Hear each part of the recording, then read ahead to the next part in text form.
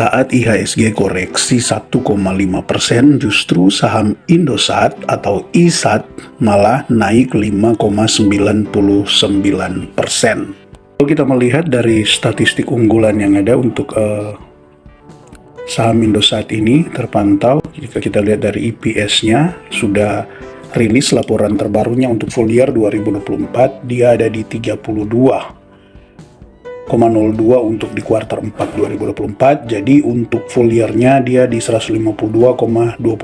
Ini naik berbanding dengan EPS di tahun 2022 hanya di 139,73. Walaupun memang di tahun 2022 justru dia ada di 146 ya sobat investor, tapi setidaknya untuk tahun 2024 ini ternyata dia mengalami peningkatan dari 139 ke 152.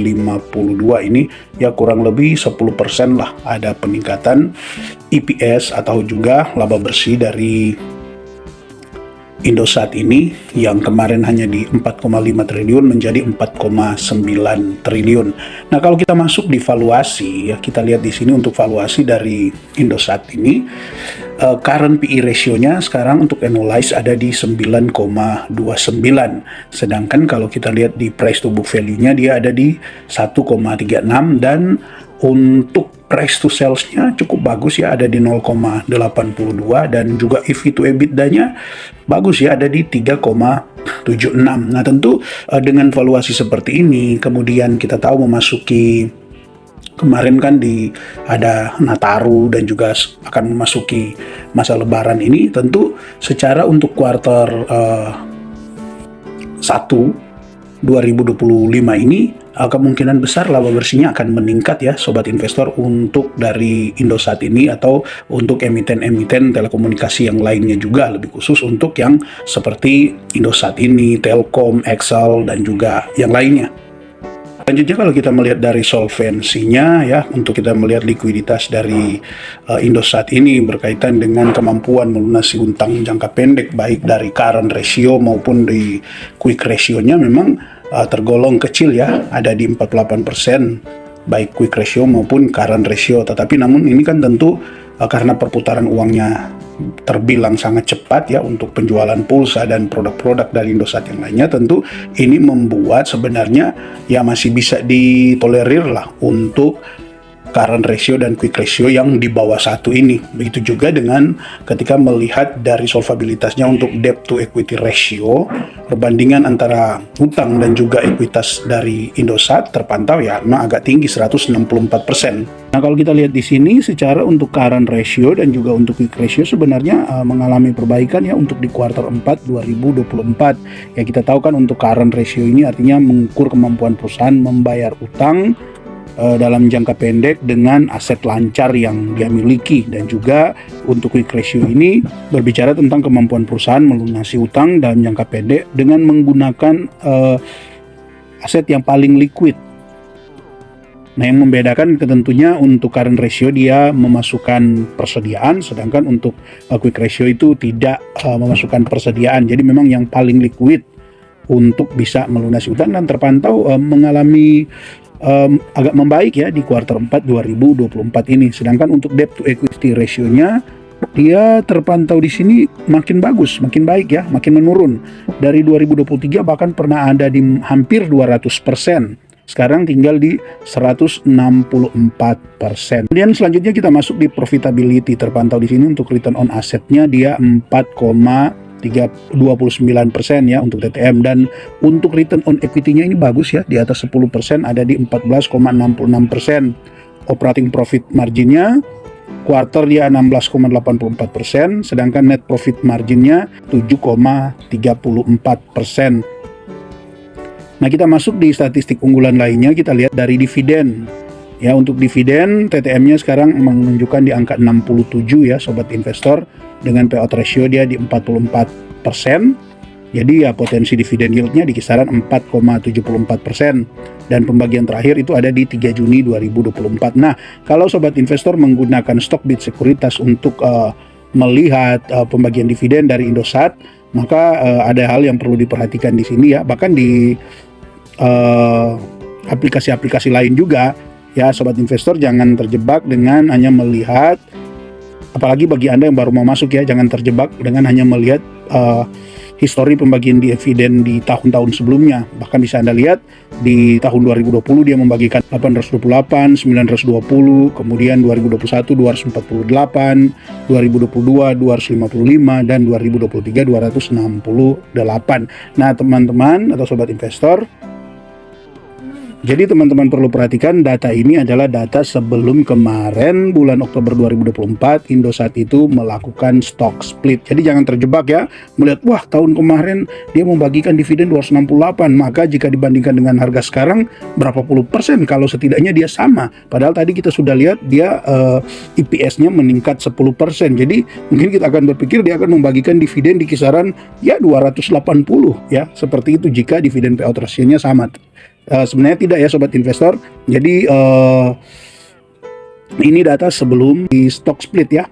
Kita lihat di balance sheet-nya sobat investor. Untuk balance sheet-nya, cash-nya masih ada 4,4 triliun ya, dengan asetnya ada di 114 triliun, total liabilitasnya ada di 77 triliun, dan untuk utang ya, jangka pendeknya ada di 10,3 triliun, jangka panjangnya ada di 44,4 triliun. Jadi total utangnya ada di 54,8 triliun, dan ekuitasnya ada di 33,4 triliun. Itulah kenapa tadi kan kita sudah lihat untuk debt to equity ratio-nya ada di 164% ya. Jadi lebih besar utangnya daripada ekuitas yang dimiliki oleh Indosat ini. Oke, kita lihat untuk price performance-nya.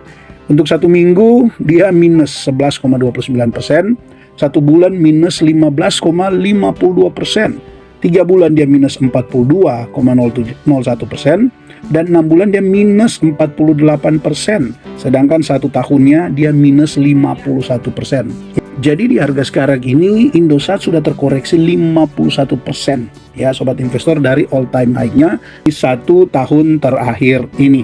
Oke, ya coba kita akan lihat untuk rating yang diberikan analis terhadap Indosat ya. Sobat investor, di sini ada 34 analis yang memberikan rating untuk Indosat, di mana 32-nya rekomendasikan beli. Ya wajar lah, di mana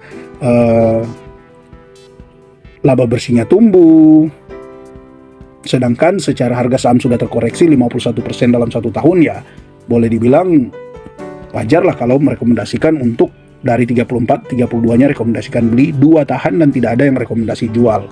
Karena secara untuk target harga dari analis untuk Indosat ini, target harga rata-ratanya ada di 2.733. Dari rata-ratanya saja ini sudah hampir beggar ya, karena sekarang kan ada di 1.400. Nah, dengan estimasi tertingginya bisa mencapai 3.600. Ya sobat investor, bisa mencapai 3.600 ini ya setidaknya di atas 100%, mungkin sampai 150%. Dan estimasi terendahnya di 1.600. Nah, di harga sekarang ini 1.415 kan dia sudah di bawah dari estimasi terendahnya. Jadi memang sudah lumayan murah lah untuk harga sekarang ini, sekalipun memang ya kita tidak tahu ke depannya apakah dia masih akan terus terkena dengan sentimen-sentimen negatif yang ada ya. Kita lihat saja nanti. Dan kita lihat dulu untuk estimasi dari konsensus di 2025 full year dan 2026. Terpantau, kita langsung saja lihat dari EPS-nya.